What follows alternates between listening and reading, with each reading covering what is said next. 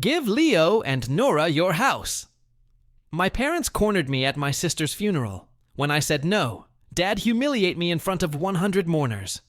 I smiled and whispered, "You just lost me." Just give Leo and Nora the damn house, Micah. It's what your sister would have wanted. Don't do this here, Mom. She's in the ground, and you're still being selfish. I turned slowly toward my father, his hand clenched around the funeral program like he might tear it in half. You're standing on your sister's grave and still thinking about yourself. My mother's voice cracked, fury and grief twisting together in her throat. 100 mourners stood within earshot.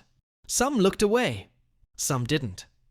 I caught Leo's eye, smug, arms crossed, already dressed like a man who'd inherited something. You owe us, he muttered under his breath. And that's when I smiled. The kind of smile that means you finally snapped in half. You just lost me. Who I am. My name is Micah Reed. I'm 26. And my sister Nora just died in a car accident 3 weeks after beating stage 3 lymphoma. And now I'm standing at her funeral while my parents demand I sign over my house.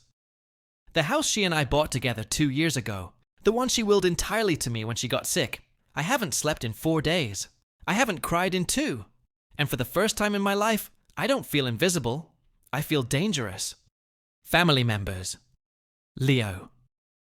29. My older brother. Took a business loan in my name at 19. Never apologized. Claims it was to help the family. Dad. Frank Reed.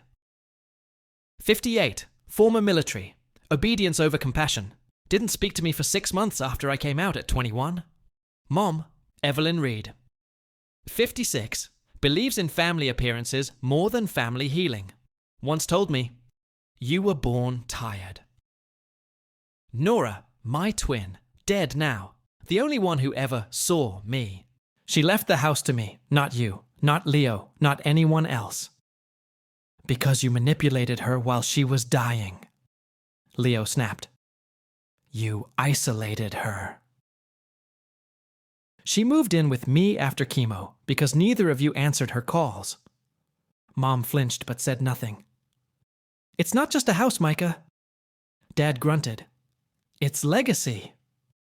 You mean control, I said quietly. I watched their faces contort. They hated that I was speaking truth. They hated that I wasn't apologizing.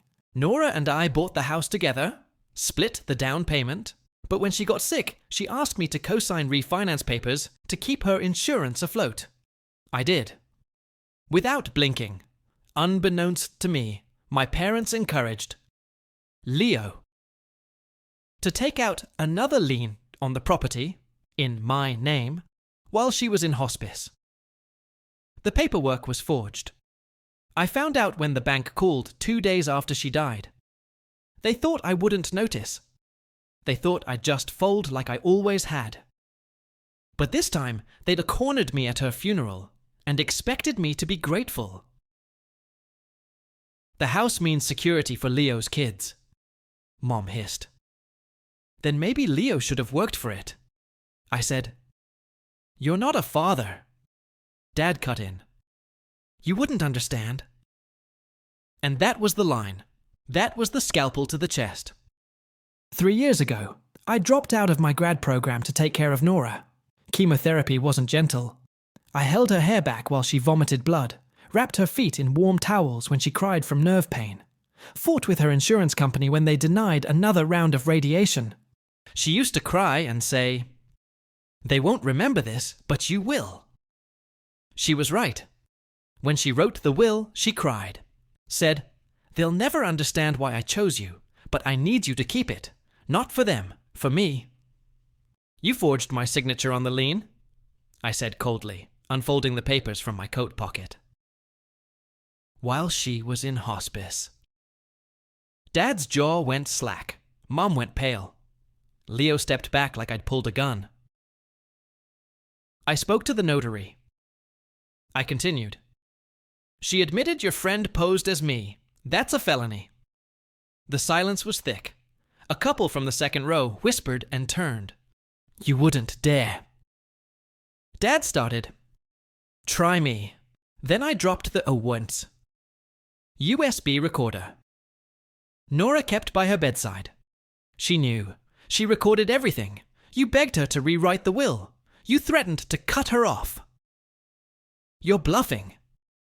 The audio clicked on. Leo, I love you, but this isn't yours. Stop asking. You're scaring me. A woman in the back gasped. Mom started crying. Leo turned red, and Dad, stoic, hard, looked like a wall finally cracking. You humiliated me today, I said, eyes fixed on Dad. You tried to steal from me, from her. In front of strangers, in front of God. He opened his mouth. I raised a hand. No, I've been quiet my whole life. I've swallowed every insult. I've forgiven every theft, every silence, every lie. I turned to Leo. You said I isolated her? No, I stayed. You left. And now you're angry she remembered that. Micah, please, Mom whispered, tears rolling. No. I stepped down from the small podium, the recorder still playing softly. This was never about a house. This was about finally standing the hell up. Leo stormed out. Dad didn't move. Mom collapsed into a chair, sobbing. The house was quiet that night. I stood in the living room Nora decorated, still untouched, her smell still in the sofa pillows. A knock came at the door. It was Mom. Eyes swollen, mascara running. I didn't know it had gone this far. I was afraid. She trailed off. You were afraid, so you let them hurt me. She nodded slowly. I never chose you, Micah, but Nora did. I was wrong. She reached into her purse and handed me a photo, me and Nora on her final chemo day. She'd framed it. I know I don't deserve anything, but I wanted you to have this. And for the first time, she didn't ask for forgiveness. She just gave. It's been 6 months. I kept the house. I remodeled her room into a library. I left the paintbrushes where she last put them. Leo. He's quiet now. I hear he's struggling. I'm not angry anymore, just tired. Dad sent a letter. Said, I've lost 2 children. 1 to cancer, 1 to my pride. I didn't reply, but I didn't burn it either. Mom visits sometimes. She helps plant flowers in Nora's garden. She doesn't ask questions. She just listens now. As for me, I've started grad school again. I teach part-time. And sometimes I sit by the front porch, tea in hand, and whisper. I kept it, Nora. I kept it safe.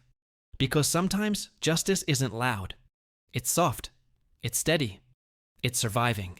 If you've ever felt like the forgotten sibling, the backup plan, the one expected to give everything and receive nothing, this story was for you.